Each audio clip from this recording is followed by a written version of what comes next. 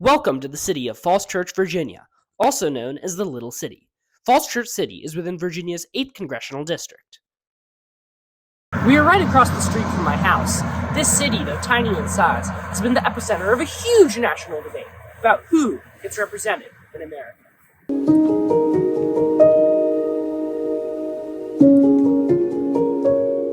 I'm here at City Hall.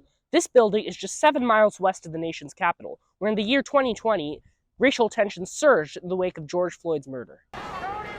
As part of the national conversation about a racial reckoning, the Falls Church School Board made a specific effort to make this community more inclusive of racial and religious minorities. They closely examined the local school calendar and realized that no holidays of religious minorities were recognized. On December 8, 2020, the city school board decided to recognize for the first time the Jewish holidays Yom Kippur and Rosh Hashanah, the Muslim holiday Eid, and the Hindu holiday Diwali. Mr. Reitinger? Yes. Ms. Russell? Yes. And Mr. Webb? Yes. Thank you, and the motion passes. This decision had a huge positive impact on local communities. Let's go visit some local community centers to find out more. Welcome to Temple Rodef Shalom, one of the largest Jewish community centers in Northern Virginia. Come inside with me and let's chat with Rabbi Schwartzman about how the new holidays for Rosh Hashanah and Yom Kippur were received by the Jewish community.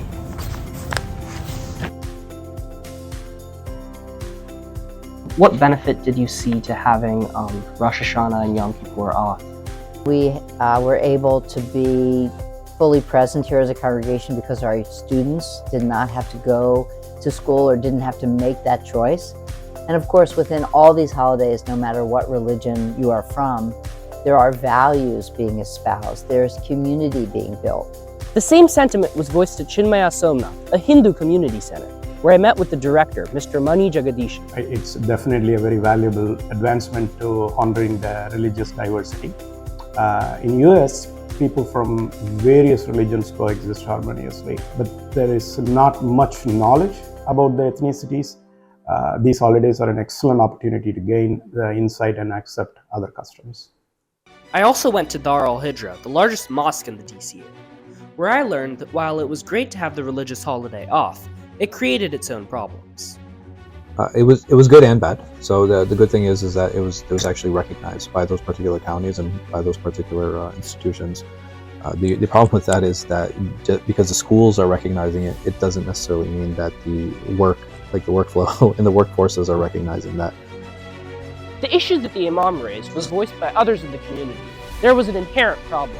The new religious holidays on the school calendar were not federal holidays, so most parents did not have these days off work. This created childcare burdens.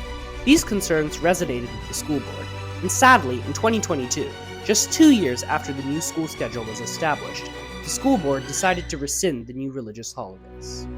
But the school board did mention one important point.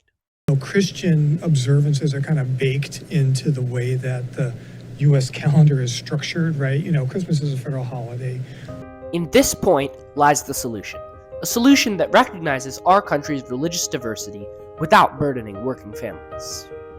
Congress could pass a law establishing a federal holiday for each of the religious holidays that Falls Church City had recognized back in 2020.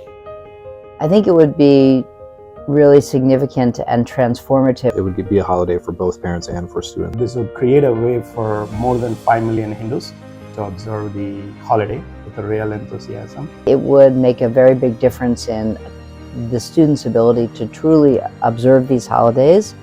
It would also make a difference in the statement it makes about the students and validating and really recognizing their religious tradition, which is not the mainstream religious tradition. The comment that Rabbi Schwartzman made about the recognition of religions that are not mainstream is in fact part and parcel of the US Constitution. The First Amendment prohibits the government from making any law respecting an establishment of religion. This means that the government shall not favor any one religion and should remain neutral between religions.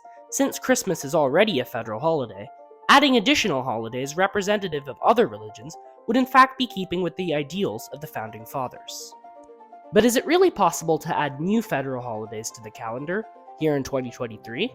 Sure it is. Congress used this power recently on June 16, 2021, when it voted to make Juneteenth a federal holiday. But you may ask, is it appropriate to add religious holidays in the calendar? Again, the answer is yes. Back in 2015, over 100,000 Muslims signed a petition requesting President Obama to declare Eid as a federal holiday. The Obama administration seriously considered the petition, but stated that proposals for new permanent federal holidays are typically the province of Congress. Putting it all together, the Constitution requires that the government shall not privilege one religion over others. Right now, the only religious holiday on the federal calendar is Christmas, which is in opposition to that principle. Congress has the power to declare new federal holidays for religions other than Christianity that are growing in number in this country.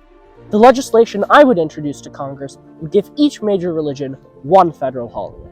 This would live up to the motto of America, E Pluribus Unum, one in many.